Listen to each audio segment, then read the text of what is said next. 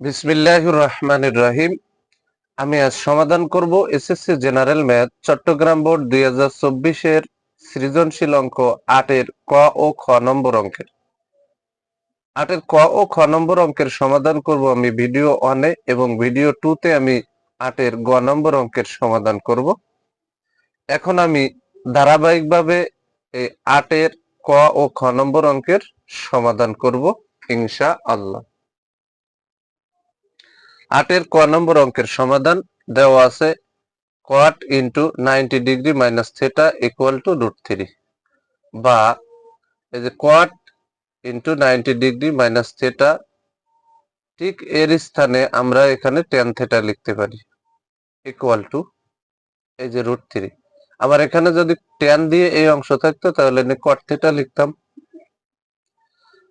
যেহেতু এখানে cot দিয়ে এই অংশ আছে তাহলে এখানে বা দিয়ে tan থিটা লিখে দিলাম ইকুয়াল টু √3। এখানে বা বসালাম, এই যে tan থিটা বসালাম ইকুয়াল টু tan কত ডিগ্রির মান, এই √3 60 ডিগ্রির মান।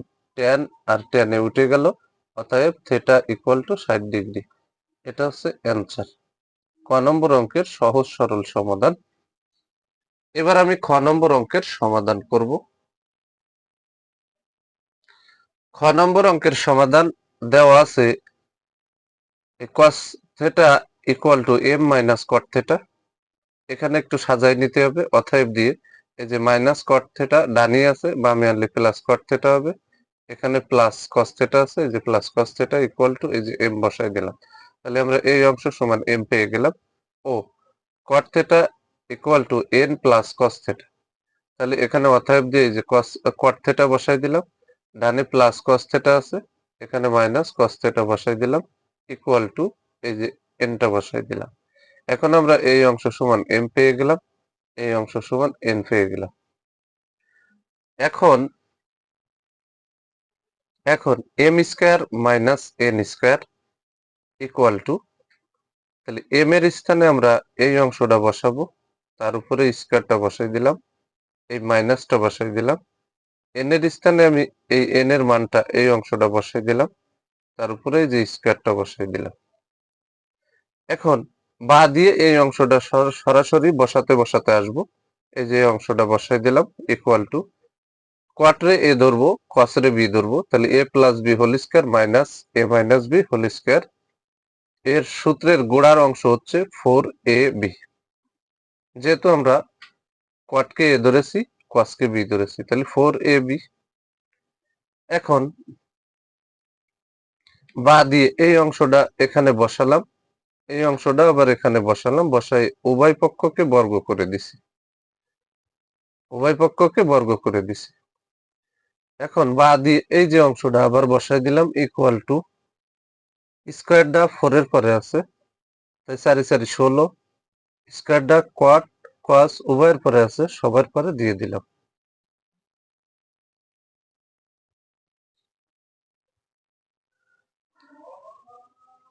এখন আমরা বা দিয়ে এই অংশ সমান এই অংশ পেয়ে গেলাম, বা দিয়ে আবারও এই অংশটা বসাই দিলাম ইকুয়াল টু এই যে 16, এই যে কট স্কয়ার থিটা।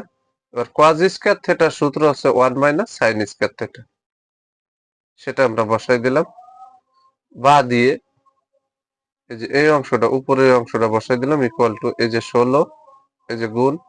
এবার কোয়াট স্কয়ার থিটা দিয়ে 1 রেও গুণ করলাম, একেও গুণ করব। তাহলে কোয়াট স্কয়ার থিটা দিয়ে 1 রে গুণ করলে যা অক্ষে তাই, এর আগে মাইনাস এর আগে প্লাস, প্লাসে মাইনাসে মাইনাস। কোয়াট স্কয়ার থিটা দিয়ে যদি আমি সাইন স্কয়ার থিটারে গুণ করি, পাশাপাশি বসাই দিলাম গুণ আকার।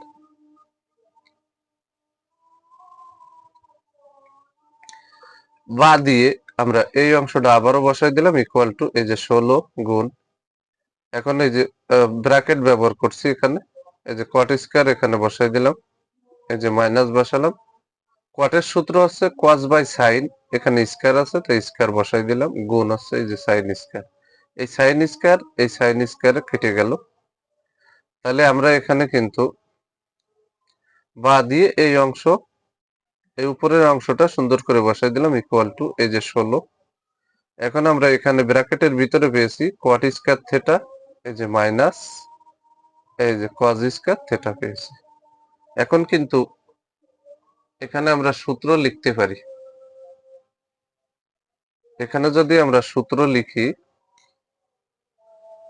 এখানে যে বা দিয়ে আমরা এই অংশটুক বসাই দিলাম ইকুয়াল টু এই যে 16, আর এই কোয়াটকে আমরা এ ধরবো, কসকে আমরা বি ধরবো, তাহলে এ স্কয়ার মাইনাস বি স্কয়ার, এর সূত্র হচ্ছে এ প্লাস বি ইন্টু এ মাইনাস বি।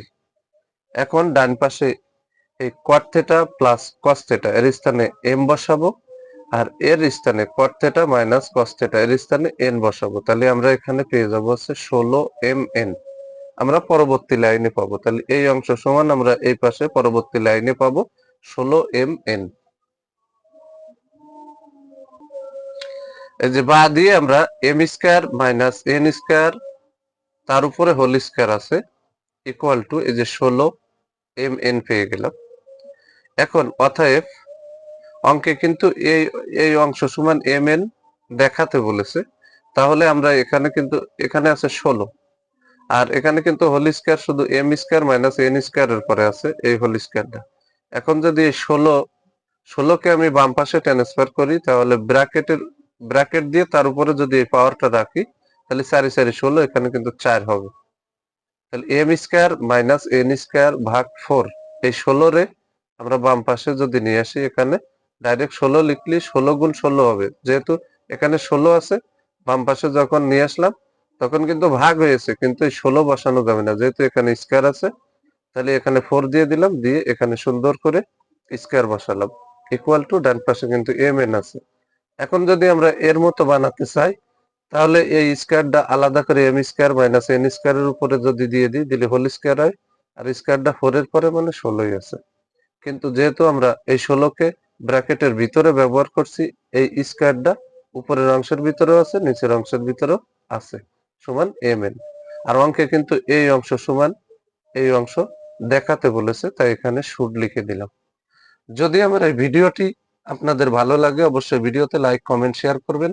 প্রতিদিন নবম ও দশম শ্রেণীর জেনারেল ম্যাথ এই সাবজেক্ট থেকে গুরুত্বপূর্ণ অঙ্কের ভিডিও পেতে আমার ইউটিউব চ্যানেল টিচিং হোম 90 কে সাবস্ক্রাইব করে পাশে থাকবেন, যাতে আমি ভিডিও ছাড়ার সাথে সাথে ভিডিওর নোটিফিকেশনটি আপনাদের কাছে চলে যায়।